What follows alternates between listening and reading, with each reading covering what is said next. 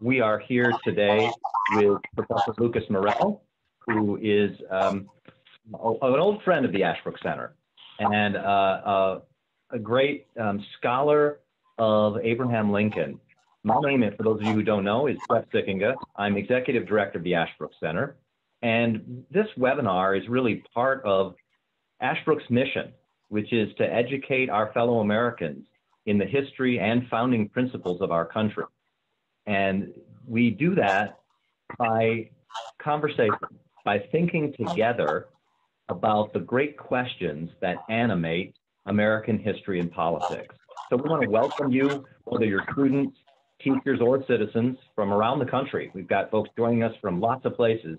We really appreciate you, again, staying with us and being with us for this conversation today.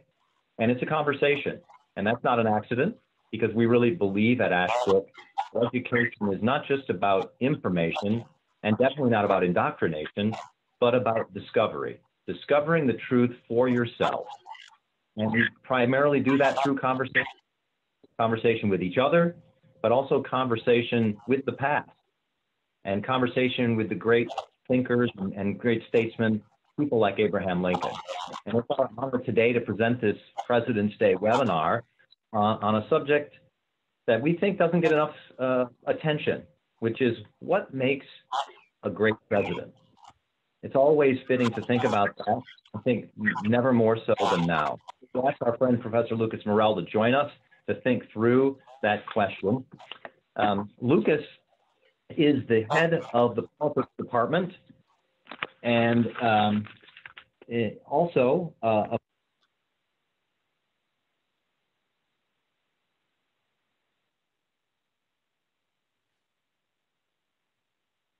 he has been teaching in our master's program for a long time and is an accomplished scholar who's written at least 3 books on Lincoln, including his most recent, really outstanding book called Lincoln and the American Founding. And we've asked him to join us today to talk about this question of Lincoln's statesmanship. So Lucas, I want to welcome you. Thank you again for all you do for Ashbrook and our Teaching American History program. Great to be here, Jeff. Thanks for the invitation. Wonderful. Well, let me start, if you don't mind, by asking you to reflect on a quote. And this is not from Abraham Lincoln, but from a friend, sometimes critic of Lincoln, Frederick Douglass, another great 19th century American, whom we got a chance to talk about in past programs. But here's what Frederick Douglass says about Abraham Lincoln in a speech that Fred Douglass gave 11 years to the day after Lincoln's assassination. Here's what Douglass says. I have said that President Lincoln was a white man and shared the prejudices common to his countrymen toward the colored race. Looking back to his times and to the condition of his country, we are compelled to admit that this unfriendly feeling on Lincoln's part may be safely set down as one element of his wonderful success in organizing the loyal American people for the tremendous conflict in the Civil War that was before them, and bringing them safely through the conflict. Lincoln's great mission was to accomplish 2 things. First, to save his country from dismemberment and ruin, and second, to free his country from the great crime of slavery. To do one or the other, or both, he must have the earnest sympathy and the powerful cooperation of his fellow countrymen. Without this primary and essential condition to success, his efforts must have been vain and utterly fruitless. Had he put the abolition of slavery before the salvation of the Union, he would have inevitably driven from him a powerful class of the American people and rendered resistance to rebellion impossible. Viewed from genuine abolition grounds, Mr. Lincoln seemed tardy, cold, dull, and indifferent. But measuring him by the sentiment of his country, a sentiment he was bound as a statesman to consult, he was swift, zealous, radical, and determined. That's an interesting critique of Lincoln, and particularly when he calls him a statesman. Help me understand, Lucas, what does Frederick Douglass mean when he says Abraham Lincoln was a statesman? Okay, that's an excellent question. Is my audio fine now that we're up and running? Great. Yes. It's an astonishing speech. I think it is probably the most astute appraisal by a contemporary of Lincoln, appraisal of his presidency, especially as Douglass views him from what he called the genuine abolition ground. For Douglass to call him a statesman, well, what I think about a statesman is someone who actually knows what the highest or noblest aims of the regime are, but also in a self-governing society, recognizes the necessity of cultivating and shaping popular support, public opinion on behalf of those aims. You can't do the one without the other. Now, I say that knowing that Frederick Douglass, of course, made a living of trying to cultivate public opinion, but he never did so as a politician. He always did so as an orator, a stump speaker, and also as a newspaper editor. And therefore, he never had to himself marshal a political majority on behalf of getting him into office, let alone working with fellow legislators to gain a majority, to put policy into practice, and therefore sustain a political support for those objectives.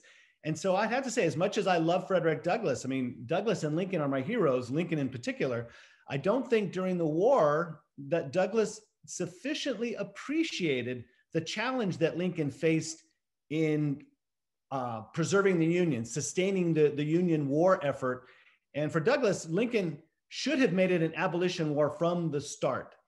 And not, he thought if Lincoln makes it an abolition war, then he'll save the Union. And he comes to recognize, a decade after the war's over, a decade after Lincoln's assassination, that Lincoln actually approached it correctly, not from the genuine abolition ground. Astonishing acknowledgement from a very proud man, Frederick Douglass.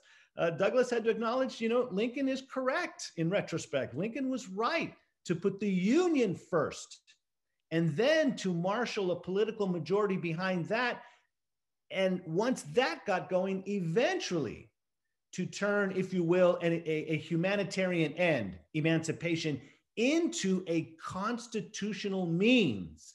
Lincoln had to talk the nation into that. They had to be persuaded that that was a constitutional, that was a lawful action by a president to take. And that took some doing, something that Douglass did not sufficiently appreciate, at least through the war.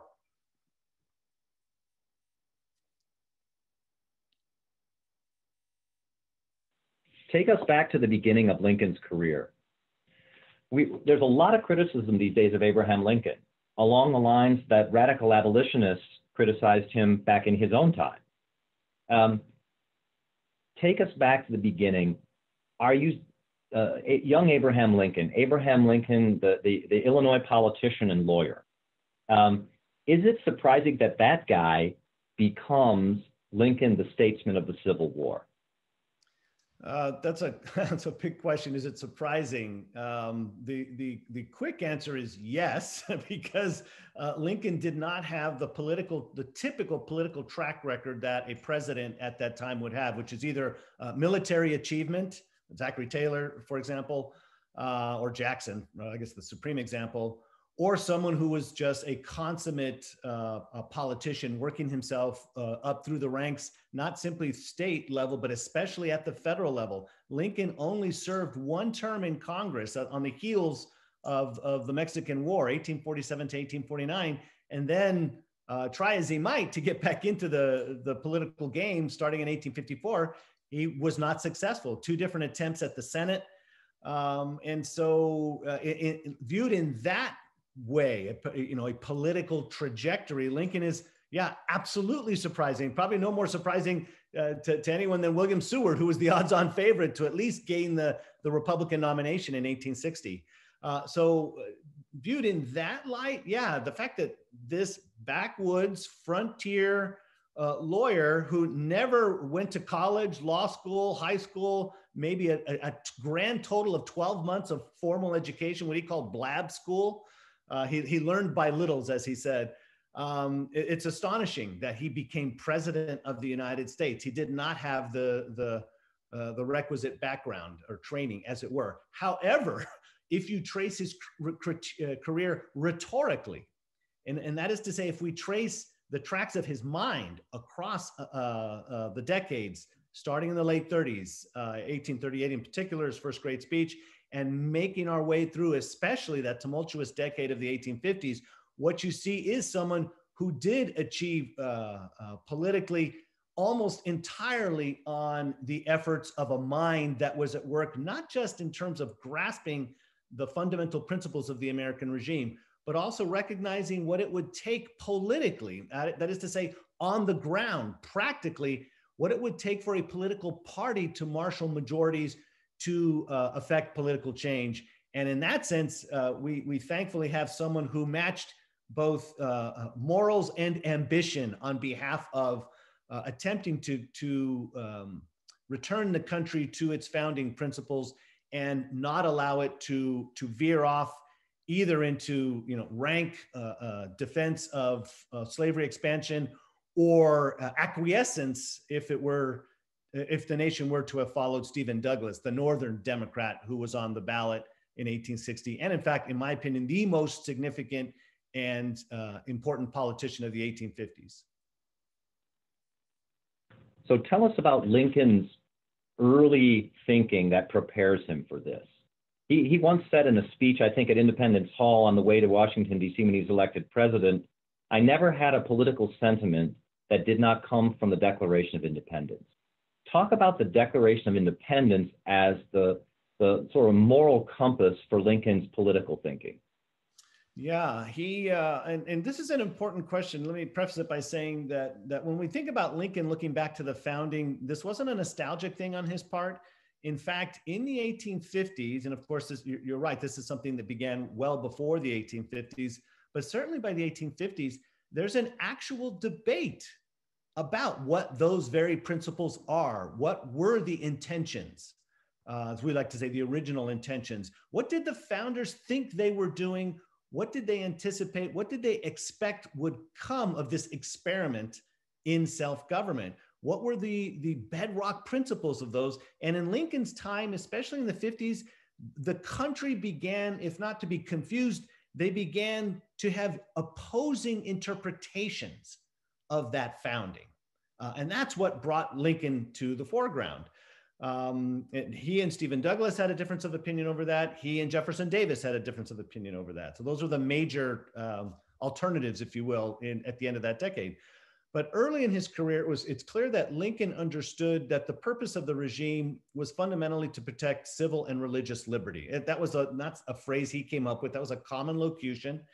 And his understanding of that came from reading not just the writings of Jefferson, the Declaration being principal among that, but also of Washington and Madison. After Madison died in 1836, his notes became public. That was on purpose. Madison did not want his notes, in particular on the Constitutional Convention, to become publicly available till after he died. And so Lincoln's reading those things. He's reading the notes at the convention, but he is engrossed by the Declaration of Independence. And he learns early that in order for self-government to be viable and to succeed in being a benefit, a boon to freedom, to free people, those people themselves not only had to have the right structures, a constitution, right, with the right checks and balances, et cetera, but the people themselves had to have the proper understanding of the purpose of that government. And Lincoln found those. He located those in essentially the first two sentences, the first two paragraphs of the Declaration of Independence. He said that the central idea of the United States was human equality. And by human, he meant everybody, through all time, everywhere, regardless of color, nationality, religion, et cetera. So human equality, government by consent of the governed, the natural possession of the rights of the individual, something that everybody had by nature. It wasn't by government grant. What government granted was the protection, if you will, of what you already possessed as a human being. Lincoln said, to the extent that we make exceptions to that, to the extent that we say, well, freedom for me, but not for thee, to that extent, we are perverting the purposes of constitutional self-government. Today it'll be color or race, tomorrow it will be religion, and eventually we would be teaching ourselves that as long as you're in the majority, you can do whatever you want. Crude majoritarianism, or as Stephen Douglas called it, popular sovereignty. So that means that Lincoln, from a very early age, not just by his own personal experience with slavery and his personal disgust, but on moral principle, Lincoln is opposed to slavery. But did that make him an abolitionist? No, and that's a question that when I teach my seminar on Lincoln every year, we hit that one pretty early, and we have to, because Lincoln's reputation is as the great emancipator, right? The Emancipation Proclamation, and as Daniel Day-Lewis taught us, hard behind the scenes lobbying for the 13th Amendment. And so sometimes people allied the difference between abolitionism on the one hand and anti-slavery convictions on the other. And Lincoln made a very clear distinction between the two. He never identified himself or called himself an abolitionist. So what does that mean? What's the difference? Well, abolitionists had garnered the reputation of being people so consumed by their objective, and it's a righteous one, right? The equal protection of the rights of everybody. And in the United States, that meant we need to free 3 to 4 million Black people on American soil. They allowed that moral absolutism to eclipse any practical concern for shaping the public's opinion, especially in the North, as to how constitutionally, i.e. by the consent of the governed, how do we achieve that objective? And most abolitionists did not have as much respect for the federal system of government in the United States that Lincoln had. Lincoln, from the start, said slavery is wrong.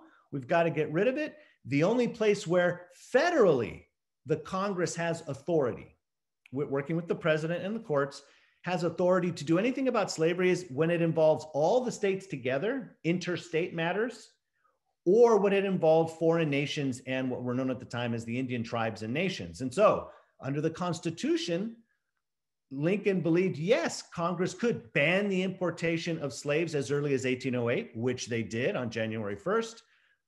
Jefferson signed that, I think, in March of the previous year to take effect as soon as constitutionally permissible. So they attempted to stop the supply and reinforced that in 1820 with the law that equated international slave trade with piracy. And the only punishment, I believe, for piracy was, as they say, hanging by the neck until dead. In other words, capital punishment. So they prevented the importation constitutionally. And then Lincoln also believed that they could prevent its expansion into the federal territory. And the only territory the United States owned at the time was the Northwest Territory. And so that territory in 1787, Article 6, I think the final article, banned slavery from that territory. So that showed that the founders recognized, look, federally, we can't abolish slavery in the states. We have to leave that for the states to do. And 6 of the 13 original colonies turned states eventually did that, usually by gradual emancipation by court edict in Massachusetts, remarkably, in the early 1780s.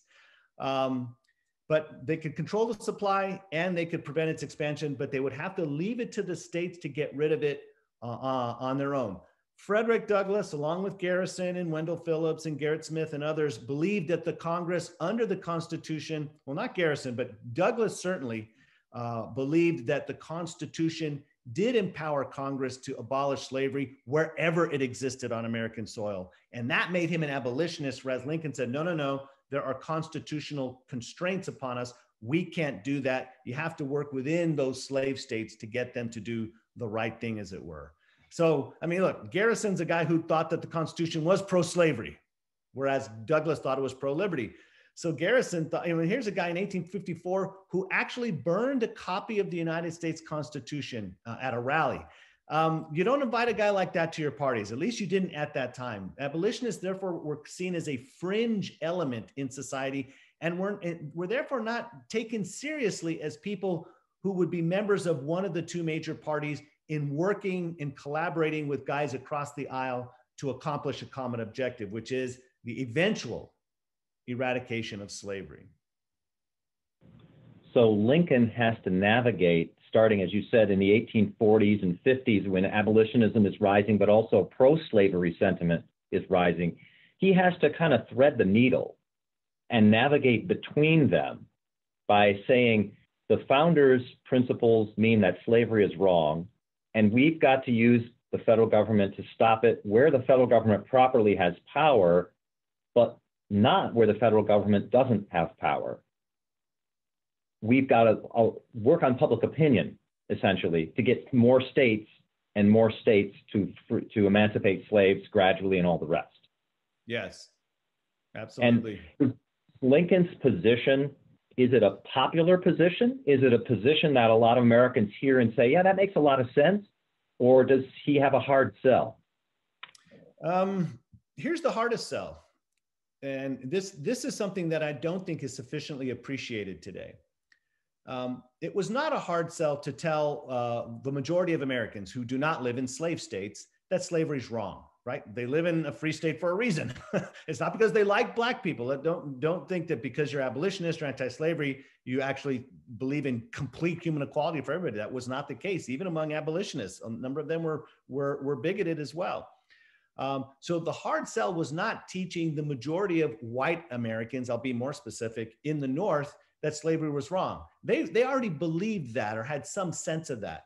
The hard sell was to get them to recognize that allowing the enslavement of people that didn't look like them into the federal territories, which began in 1854 with the Kansas-Nebraska Act, reinforced by the Dred Scott opinion of 1857 that said Congress can't ban slavery there, right? Those two things in particular, what was beginning to happen in the North, and this was a tougher sell, was an invitation, or if you will, a temptation on the part of whites to believe, well, you know, it isn't white people that are being enslaved in federal territories. So what skin off my nose is it? And that's where Lincoln had to show them, look, it does affect you. What happens to people who don't look like you in the territories? Because if we allow that, if we acquiesce, if we become indifferent, as Stephen Douglas put it, his don't care, I don't care how they vote on it, the they being white people, as long as they vote. That's the American way. And Lincoln was saying, no, no, no, no. White people should care what happens in the federal territories, because that will either reinforce or undermine the very basis of their own rights. In other words, his argument, and this is what he had to sell in the mid to late 50s, and he had to sell this to whites in the North. He had to sell to them the idea that their rights were not based on their race, but on their humanity. That's what was being shaken up at the time. That was what was becoming more uncertain, shall we say, for whites. And Lincoln had to remind them, hey, remember, it doesn't say anything about Black people or white people in the Declaration of Independence. It talks about men, and by men, they meant human beings. And so that was the sell. As I put it to my students, the fish to fry for Lincoln in the 1850s was not trying to persuade people not to be pro-slavery. It was to persuade people not to become indifferent, to tolerate the spread of an injustice into the federal territories. That was the task. And that was harder to do when a good number of people from his own home state of Illinois were actually racist. In 1854, they passed a law banning the immigration of Blacks into the state of Illinois. Illinois and Indiana were like competing against each other to see who was more racist. Blacks couldn't serve in the militia. They couldn't serve on juries where whites were defendants. They couldn't vote. And now, 1854, you're banning the immigration of Blacks into Illinois. There was a fairly pervasive animus against Black people. And there was only maybe 5,000 or 6,000 Black people who even lived in Illinois at the time. And Lincoln and the Republicans, the anti-Nebraska Act politicians, they had to say, you know what, it does matter. And it is constitutionally permissible for us in Illinois, working with other citizens throughout the states, to prevent slavery from going into the federal territories. Stephen Douglas said, nope, it's up to those local white majorities to determine this matter. So Lincoln's challenge from the point of view of his statesmanship is, if I'm understanding you right, is to kind of keep these moral principles alive in the minds of the American people without going to the extreme of the abolitionists, which is to make it all about morality and nothing about politics, to get anything actually done, but to keep those moral principles alive in such a way as to be able to act on them politically and start to squeeze slavery by preventing it in the Western territories, limiting it, with the idea ultimately that it would be a way to put it on the road to extinction. But let me ask you something. We're getting some questions now from our audience, and I want to encourage everybody, of course, to continue submitting questions. But one of those questions says that many critics of Lincoln suggest that he was actually racist, including in those years before the Civil War. For example, claiming he told jokes about the dialect of African slaves, and that he didn't categorically want to free all slaves. Well, how do you combat those accusations, or what do you make of those accusations that seem to place Lincoln counter to the principles of the American founding? Yeah, I think one of the clearest places where this shows up is in the most famous debates in American history, which were the debates he had with Stephen Douglas in 1858. And those are debates where Douglas, if people think Lincoln played the race card, and I think ultimately he didn't, but if they think Lincoln played the race card, Douglas played the whole deck.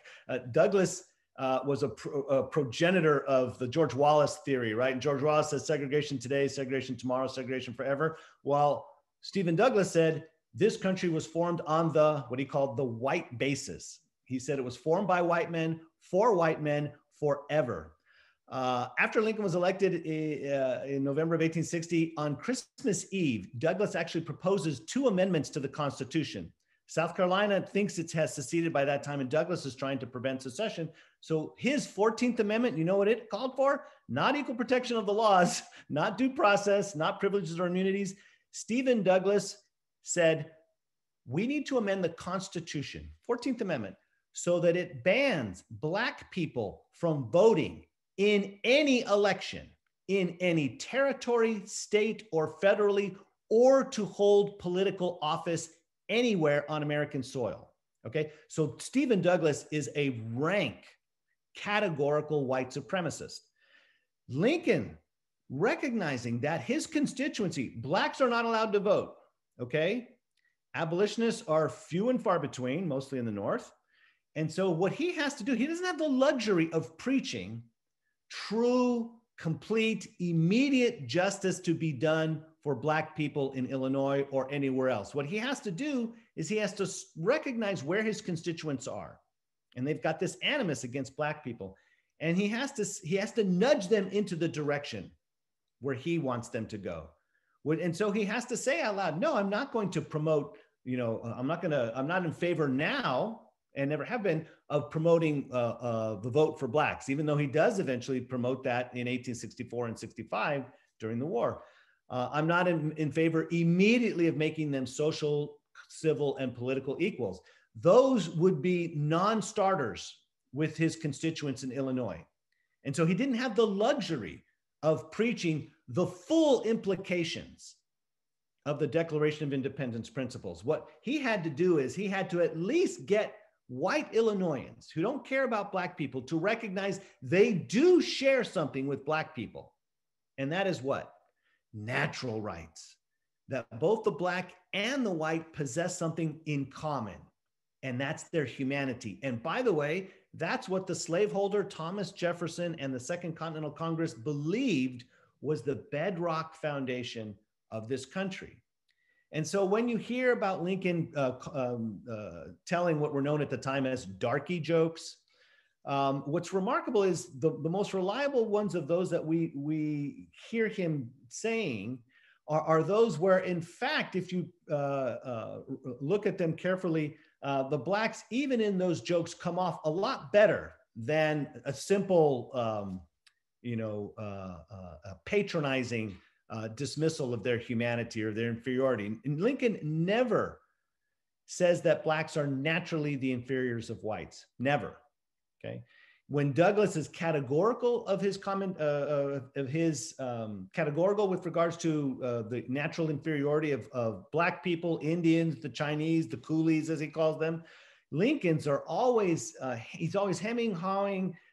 They're always qualified. They are never categorical. And what's remarkable to me is how he sticks up for Black people at a time when none of them he could get a single vote from them.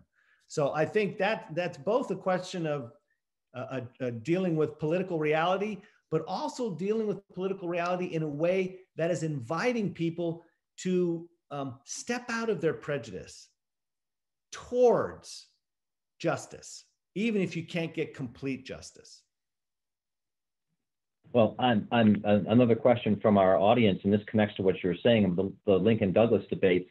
One of my favorite lines from that is when Stephen Douglas asks Lincoln, taunts him, so you're saying that if you want to get rid of slavery, you want Black people and white people to marry. You want social and economic integration or social integration. And Lincoln, so do you really think in that sense they're equal? And Lincoln says, well, just because I don't want a Black woman for my wife does not mean I want her as my slave. And then he goes on to say, in her natural right to eat the bread that she makes with her own hands, she is the equal of myself and everyone here.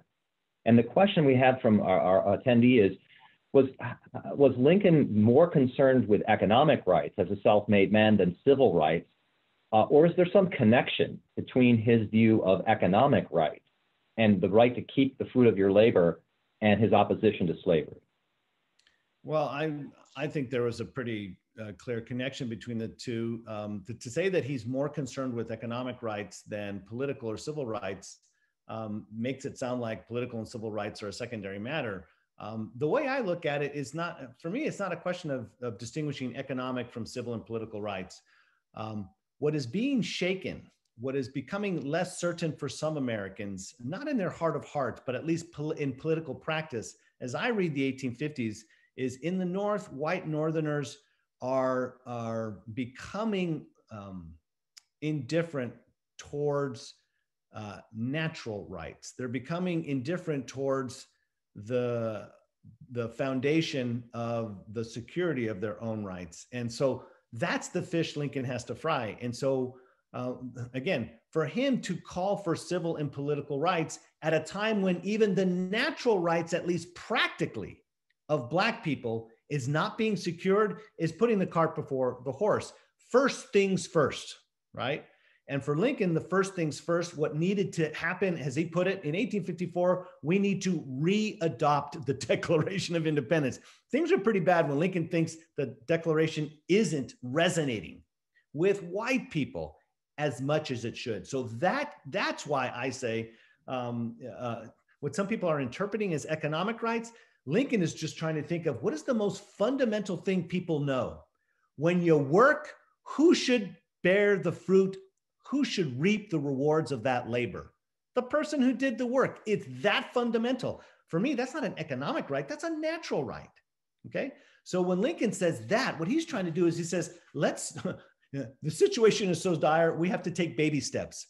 Can you agree with me in this? When regardless of the color or race of a person, if they do the work, shouldn't they reap the reward? You know what he's actually doing? He's inviting them to essentially adopt a political golden rule. Do unto others as you would be done by them. Around the 1850s, he wrote a note to himself that clarified this for himself. And we see this in various speeches. He said, as I would not be a slave, so I would not be a master. This expresses my definition of democracy. Lincoln says that has to be the operative principle in this country. So before we talk about political rights and civil rights, let's get this thing right. Does any human being deserve to be enslaved? No. Do you want proof? Would you allow yourself to be enslaved? Well, no, absolutely not. Then why do we think it's okay for Black people to be enslaved? He's trying to get them to put themselves in the position of, right, what we call the double minority, the female who is also Black. And he points out what should have been obvious to people. Where, for those of you who are afraid of the mixture of Blacks and white people, where does that happen most frequently? In free states or slave states? Slave states. And so there's a case in which Lincoln uses their own racial bigotry on behalf of freedom rather than the path towards slavery. So tell us a little bit about Lincoln. We know him. This has been fascinating because I don't think many of us think about Lincoln, the president, in light of all he did in his career to get ready for that, up to that point, in articulating the moral end for America, in liberty for all, as I think he once called it, Yes. The right to keep the fruit of your own labor, as you just said, and navigating that kind of constitutionally. But we think of Lincoln, of course, as president during the Civil War.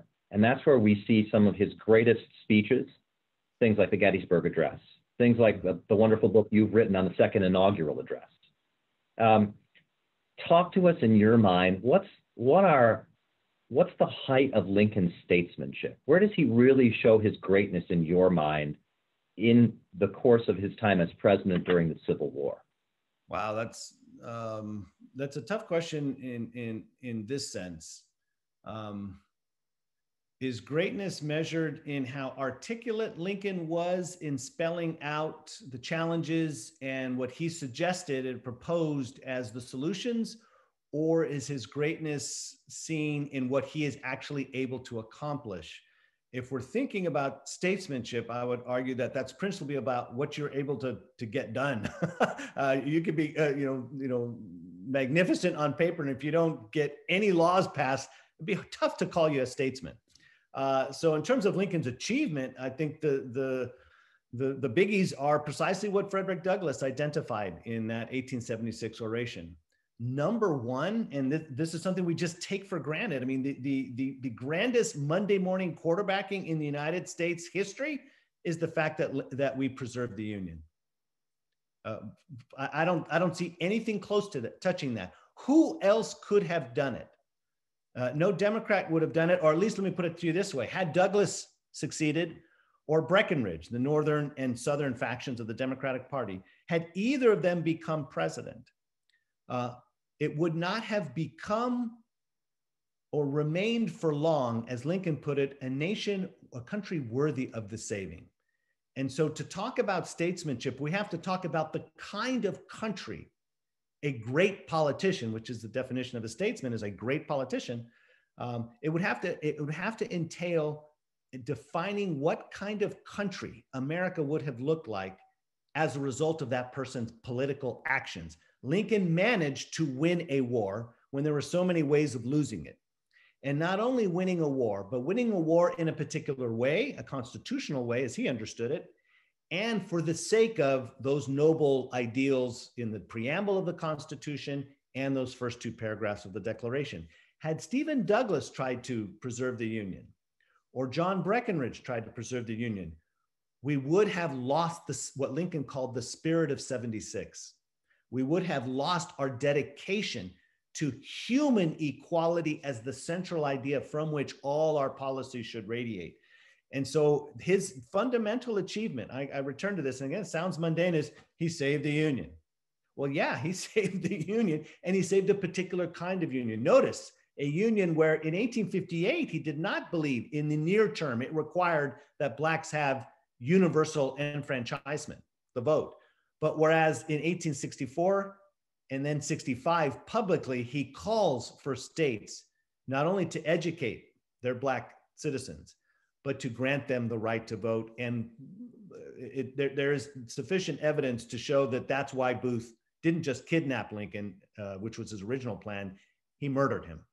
He says, that means, and I'll be polite here, Negro citizenship, I'm going to run him through. So it was Lincoln's call for essentially the vote for Black people that produced his assassination, what Douglas called our first martyr president. So great statesmanship for Lincoln is preserving the Union and in emancipating slaves and lobbying for that 13th Amendment, which was on its way towards ratification when he took office the second time in March of '65. In doing those things, he was demonstrating to the country that it deserved to survive and that this was the direction, the new birth of freedom he spoke about in the Gettysburg Address. And when he says government of the people, by the people, for the people, that people in no uncertain terms now means Black and white people. That's fascinating. It really goes to a question we've got here, the new birth of freedom phrase, which we know from the Gettysburg Address that you mentioned. questioner wants to know, and this is a big question, so take it as long or as short as you want. Seems like all questions with Lincoln are big questions. Would you say Lincoln refounded the nation or realized the full potential of the founding as imagined by the founders? So was he another founder? Was he another founder, or was he completing their work? I don't like to think of Lincoln that way. He spoke too much of the original, what he called our revolutionary fathers, our fathers, right?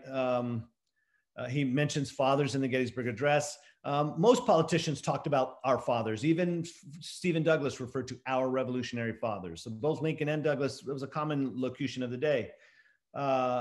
Lincoln spoke too highly of them. He spoke too highly of the Constitution. He spoke too highly, respected, not too highly, but respected the federal system, the Constitution. He didn't like he was not, for most of his career, open to amending the Constitution. In other words, he gave every evidence that he respected what was achieved in 1776 and then, or 1781, 83, if you will, and then in 1788, 89 with the ratification of the United States Constitution. He never wrote those things down. And so for me, I believe, especially in the Gettysburg Address, what he is saying is we are bringing to fruition as a result of war what we could not do in a time of peace. That's a great tragedy.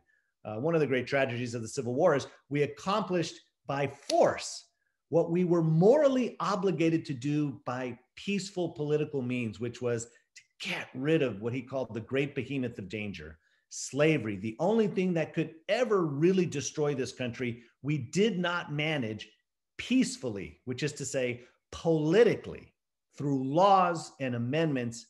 We did not manage to get rid of it. It took a war, even a war that Lincoln began not intending to get rid of it because he didn't think he had the authority to do so, at least at the outset.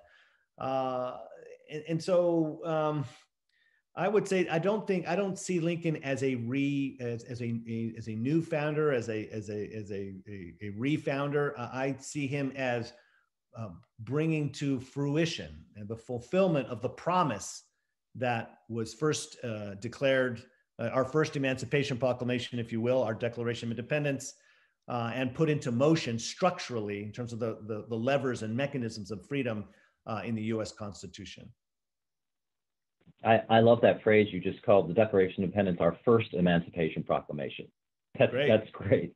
And it reminds me of that phrase from the Gettysburg Address when he says that they fought here, that nation, the nation of 1776. So conceived and so, exactly. Right. So we got another question from our audience member who wants to know, so is a key part of your case for Lincoln's greatness his ability to pursue both ends and means, both the moral right with constitutional requirements and political realities? Is that, when we're looking at, what made Lincoln so special in combining that, is that really the key argument? Yeah, I would say so, because we can find a lot of politicians, good ones, not so good ones, who talk a good talk.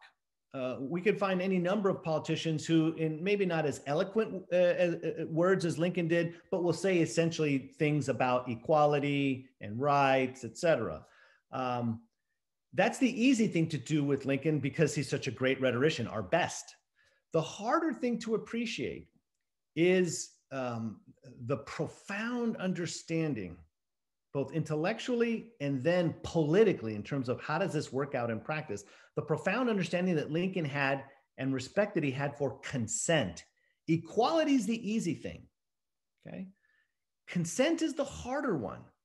And so the short version is that Lincoln did not believe we could secure justice.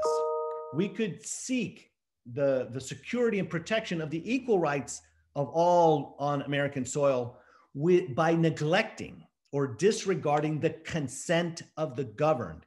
And if you have to, what I see it as equality and consent are flip sides of the same coin. Because all men are created equal, you can't tell them what to do unless you ask what? Pretty please. You have to ask their permission. You have to gain their consent first. And that means what? You have to persuade them. And as you well know, people, how easy are you to persuade? How easy are you to change your mind, especially about something you've believed for a long time, something you've never questioned? These are known as prejudices, aren't they? Okay. Lincoln had this profound understanding that consent you could not ignore. And when that consent is informed not just by right principle, but by mere self-interest, let alone rank racism, that's going to take some doing. And you can't neglect that. You can't ignore it. Those people vote. And so you've got to get them, if you will, to do the right thing in ways that they see it is in their self-interest. And that was the consummate challenge for Lincoln throughout the 1850s. So it's this respect for consent, something that you could not disregard and that many abolitionists could care less about. William Lloyd Garrison was the grand example of that, right? Called the Constitution, a covenant with death and an agreement with hell. And I think he threw in synagogue of Satan just to make sure people were clear.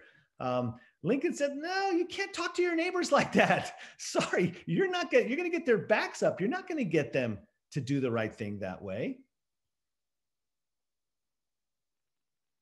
Could you talk a little bit more about the evolution of Lincoln's thought? We've got another questioner who says, because you mentioned by the time he gets toward the end of the Civil War, he has come to the conclusion, as he said in that speech that eventually John Wilkes Booth decided therefore he should die, that he's open to the idea of extending, not just freeing African people from slavery, but extending the vote to them. At least I think he said, the intelligent and those who have served in the military or something like that. So educated people and people who have served their country.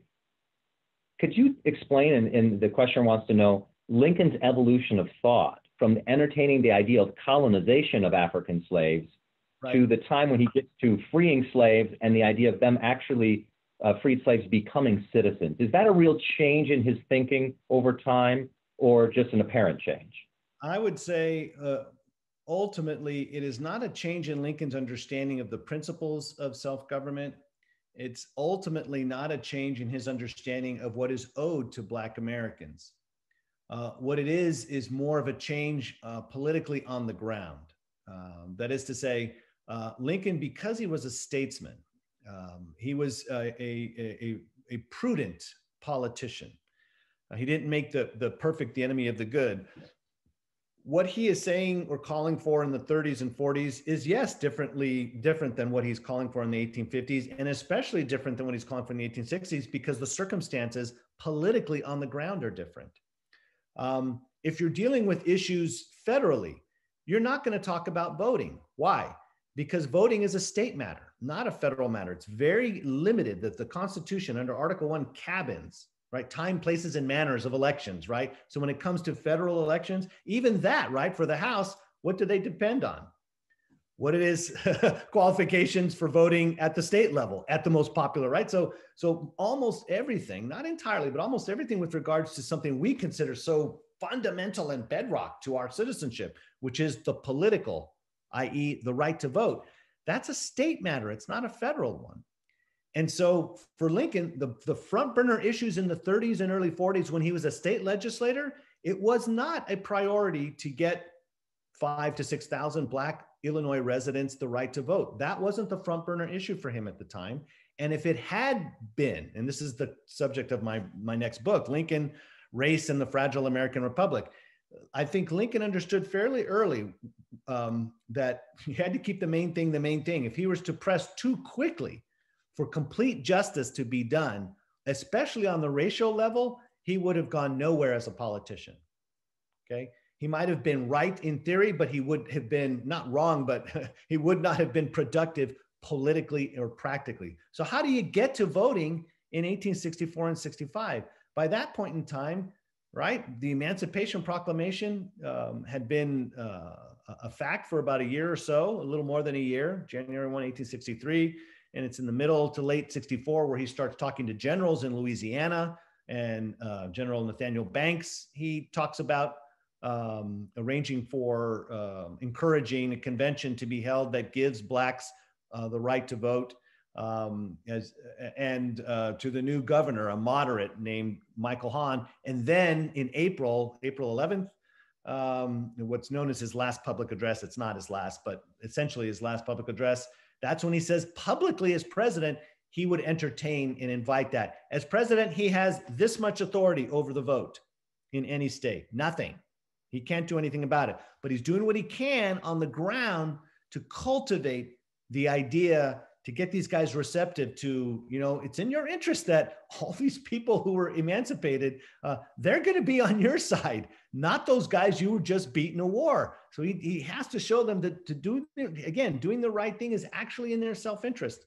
So as I say, long-winded way of saying, it's circumstances on the ground, which he had a lot to do with shaping, that allow him over time to bring forth, as it were, civilly and politically, the full flowering of the implications of the rights that are spelled out in the Declaration of Independence. So at the end of the day, I'm actually in print on record as saying that I don't believe Lincoln's thinking evolved. What evolved or changed over time was, well, what can he do on the ground politically, given those things that are changing, and changing in part in reaction to the things he's saying and the policies he's implementing as president.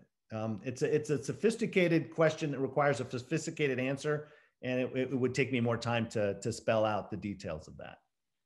No, but that's really illuminating, and we're going to look forward to your next book on this question. You've teased us a little bit with that. Yes. We've got there's just a couple more questions. One of which is, there's that statesman is states and man. Talk a little bit about, in your profound knowledge of Abraham Lincoln as a man, as a human being, what do you think the most important quality he had as a person that made him such a great president? Wow. So we're moving away from intellect and towards his character. Is that fair? Yeah, his character, for example, he was famously kind of humane and compassionate, but he was also famously funny. He loved to tell stories, but he could also be tough and stern.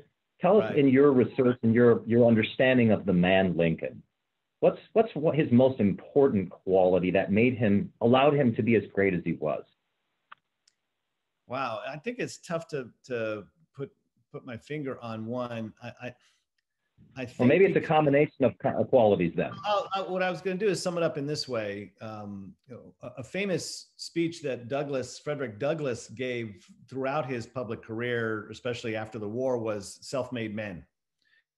And in that respect, he and Lincoln were almost identical. Lincoln was never a slave. Let me hasten to add that. Douglass had a harder time of it for obvious reasons, but they were both chiefly self-educated, and their gains, yes, while relying on the help of other people, would not have profited them much had they not themselves contained that inward drive and ambition to improve themselves. And so I think Lincoln's own recognition of this capacity that he had to be a quick study, to learn, to read, and to pursue that knowledge on his own, I think led him to become very sympathetic to the common man, and not just because he was one, but because if the laws truly did protect people equally, he thought there was no reason a person couldn't amount to more at the end of their life than they were at the beginning. And so is that sympathy? Is it empathy? This fellow feeling? I think this was something that Lincoln, that I think shaped how Lincoln viewed politically what needed to be required as a matter of justice under law and under the Constitution. Again, you have to gain consent to do it. This is what I think reinforced in him the idea that it really, if you had to boil it down to any one principle, human equality is the, as you put it earlier, liberty to all. That is the fundamental key, what he called the philosophical cause of American prosperity. He said, it's equality. Equal what? Equal liberty, that everybody is, the birthright of every human being is freedom. And if we can protect that thing, there's no limit to what we can do. One last question for us, which I think connects to what you were saying there, which is that today the questioner says our nation seems to engage in almost a new civil war, or kind of a civil tension, particularly over group rights versus seeing people as individuals. And this person wants to know, does Lincoln have guidance for us today in thinking through that question? Yeah, I'm not sure that what our friend Charles Kessler has described as a cold civil war is spoken about consistently as an individual rights versus group rights sort of thing. I think what people usually refer to as identity politics, which I think is synonymous with what the questioner is asking about group rights. I think we have to ask ourselves, should we get right? Is Lincoln worth getting right with? Okay. In other words, what if my book, Lincoln and the American Founding, is correct in terms of what Lincoln learned from the founders? At the end of the day, this question remains, do you think Lincoln is right? I.e., do we think the founders were right? Were they correct in seeing human beings as the natural possessors of these things we're calling the rights of human nature, right? Does every individual, does he or she deserve the same thing from their government as the next guy? To the extent that we move away from that, Lincoln teaches, to the extent that we ever make exceptions and we depart from that fundamental basis, of our or expression of our humanity, and therefore basis of our politics, to the extent that we ever carve out certain benefits for certain people and burdens imposed on others, to that extent, Lincoln thinks we are departing from a truly democratic, small d, or truly Republican, small r, country. Anytime we start making exceptions, those invariably are going to be arbitrary exceptions. And what we will actually be teaching ourselves is what matters in this country is not if you're a human being. What matters is not if you're an American citizen. What matters is, are your people in power or not? Do your people have a majority of the Supreme Court? Did your person get elected president? Does your party control both houses of Congress? And if that's the case, I can rest easy, and my whatever government is going to give me is secure. Woe be to you when it doesn't happen to be the case. What has to be fundamental, according to Lincoln, is that yes, constitutionally majorities govern, but they must never forget the rights of the minority. And minority can be race or religion, sex, can be any number of things. It doesn't matter. The majority must always govern with the common good in mind. They must govern always with an eye towards protecting what we all possess as human beings and what we all share as Americans. That's what I would say. And if people think, well, no, there's a better way of doing it, then they are actually departing from Lincoln, departing from the founding. And in that sense, we would be operating under a different kind of constitution. That would truly be a refounding, a different revolution, and one that I would not welcome. Well, thank you so much. A couple last questions from the audience, and just interesting in your thoughts on what are some books and some primary documents that if students or teachers or citizens out there listening to this say, I want to get to know the mind of Abraham Lincoln better. Where do you recommend? Give us 2 or 3. Yeah, that's a question I almost always get wherever I talk about Lincoln. And they usually ask this question: what biography should I read? And I've got a good number of friends who have written pretty good biographies, but I have to admit, sorry, don't read any biographies yet. Find a good 1-volume edition of Lincoln's writings and almost plop down on anything, but especially the 1850s and 60s. 54 and on. If you had to read one speech, the Peoria Address, if there was only one surviving speech of Lincoln that expressed his political philosophy, we see it's in a nutshell in the Gettysburg Address, and it's sublime in the Second Inaugural. But the Peoria Address of 1854 is, I think, the one place where we see both Lincoln's principles and his prudence on display. So any edition of here's one. Abraham Lincoln, his speeches and writings, edited by Roy P. Basler. So find an edition of Lincoln's writings and chew on those. It's in English, and it's jargon free. Almost, it rarely uses legal language, even though he could have done so if he wanted. So find a book on Lincoln's writings.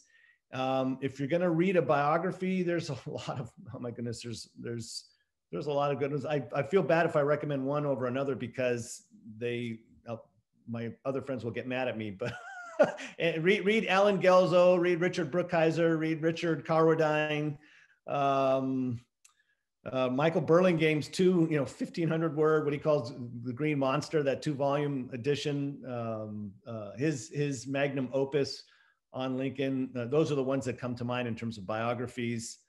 And if you want a secondary source scholarship in terms of Lincoln's political thought, read my stuff. My recent book's real short, it's only 120 pages. And then stop there. No, my friend Fournieri up at Rochester, he wrote a book on Lincoln as philosopher statesman, which is pretty good. Diana Schaub. So anyway, so many books. I'm giving you too much. Well, I think it's true that more books have been written about Abraham Lincoln than any other person except Jesus. They keep coming. Yeah, they do. Well, but such a worthy subject. Sure. Should the folks here, students, teachers, citizens, should they watch the Lincoln movie by Steven Spielberg? Yes, without question. Is it a documentary? No. But if you want to get to Lincoln's character and Lincoln's mind, it's on display there. The challenges that were before him.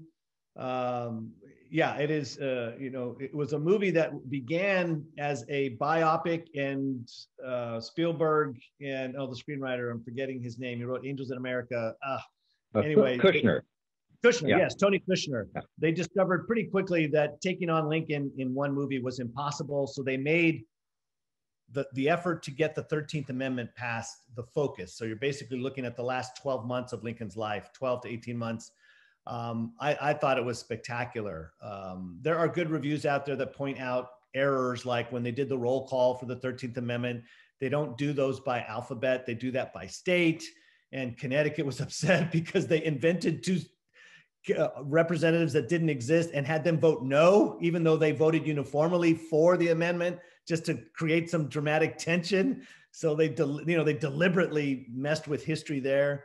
But I tell you, it is. I thought it was fantastic, and Daniel Day-Lewis deserved his 3rd Academy Award. Thank you so much. Wow, that's fantastic, Lucas. Thank you for joining us. This has been extreme, just really illuminating. What an opportunity for all of us to get a chance to revisit and reacquaint ourselves with a great American, a statesman, a great mind, a thinker. Thank you all so much for joining us. We really appreciate it. If you want to learn more about Ashbrook, please look us up on our website, ashbrook.org. The primary documents of Lincoln that Lucas was referring to, you can find on teachingamericanhistory.org or TAH.org, a great site, primary sources for students, for teachers, for citizens. So many people are, educating their children still at home these days. Welcome you all to take a look at that site, talk to your children's teachers about that site, TAH.org. It's one of the programs that Lucas teaches in our seminars around the country for teachers to help them grapple with these primary documents of the kind that Lucas was discussing today. So please take a look at that. You'll be sent a link to a recording of today's webinar. So if you didn't have a chance to see it all, or if you'd like to send it, please send it to your children, to your grandchildren, to your friends and family. We welcome them to have an opportunity to engage in this same conversation that we had the privilege of talking with Lucas of today. It's really our belief that these kind of conversations are vital to restoring in the American mind, as Jefferson called it, and as Lincoln understood it, the restoring and understanding of America's founding principles and the importance of those and what they mean for us today. We really believe that history and thinking through these questions again can help us to renew our own understanding of who we are as Americans. So thank you, Lucas, so much for joining us today to help us do that. As always, a wonderful conversation, my friend. And thank you all for your patience in getting this underway and for sticking with us and for engaging with us in this great conversation. Thank you. We hope that you will stay healthy, of course, stay hopeful about this great country, and stay connected with Ashbrook. Thank you very much. Bye-bye.